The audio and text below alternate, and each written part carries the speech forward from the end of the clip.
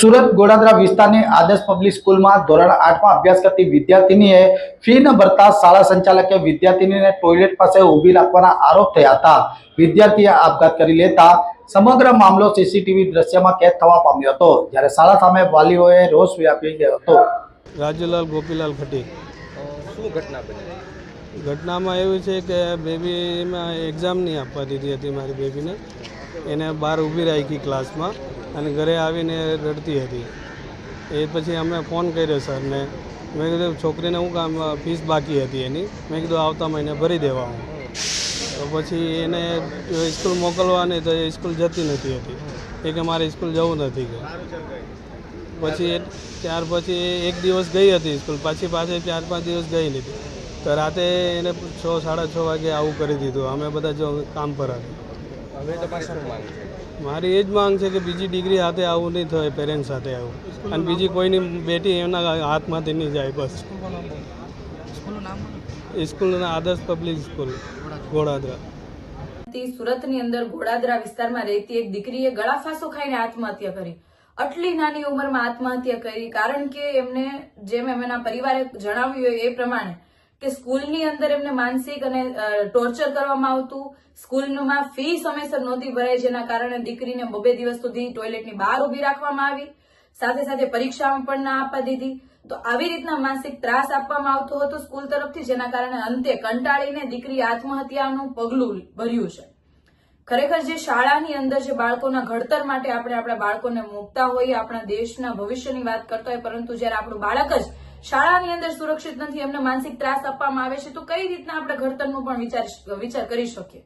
તો અમારી એટલી જ માંગણી છે કે આ શાળાના સંચાલકો સામે કાયદેસરની કાર્યવાહી થાય, યોગ્ય રીતે તપાસ થાય, અને જે કોઈ આ ઘટનામાં પાછળના જે જવાબદાર છે, આ ગળાફાંસો દીકરીએ ખાધો છે એના પાછળના જે કોઈ જવાબદાર છે એમના સામે કાયદેસરની કાર્યવાહી કરવામાં આવે, જેના કારણે ભવિષ્યની અંદર આવી કોઈ દીકરી કે દીકરો કોઈ આત્મહત્યા તો દૂરની વાત છે, પણ માનસિક ત્રાસથી પણ ના પીડાય।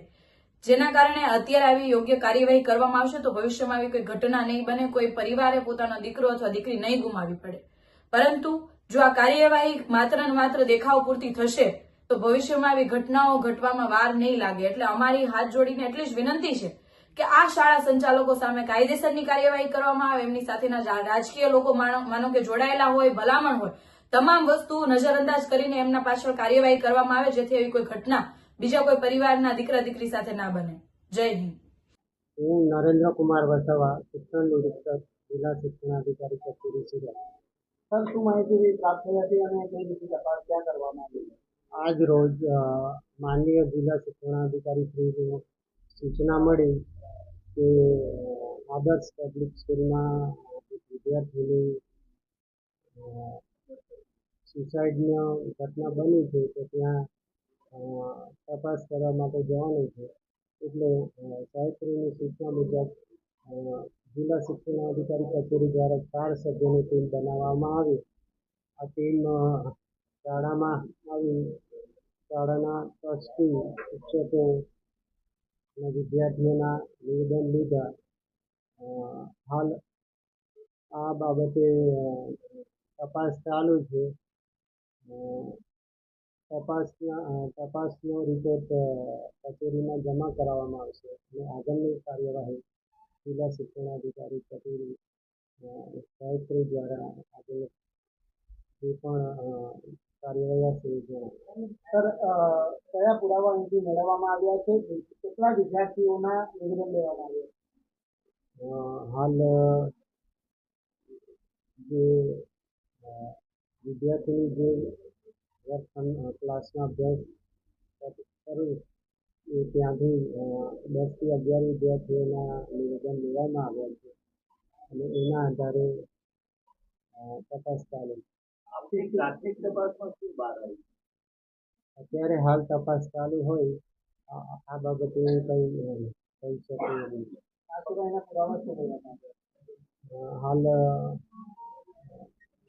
જે શાળાના શિક્ષકો અને એમના ટ્રસ્ટી છે એમના લેખિત નિવેદન લેવામાં આવ્યા છે। સીસીટીવીના ફૂટેજ મેળવવાની કાર્યવાહી હાલ ચાલુ છે।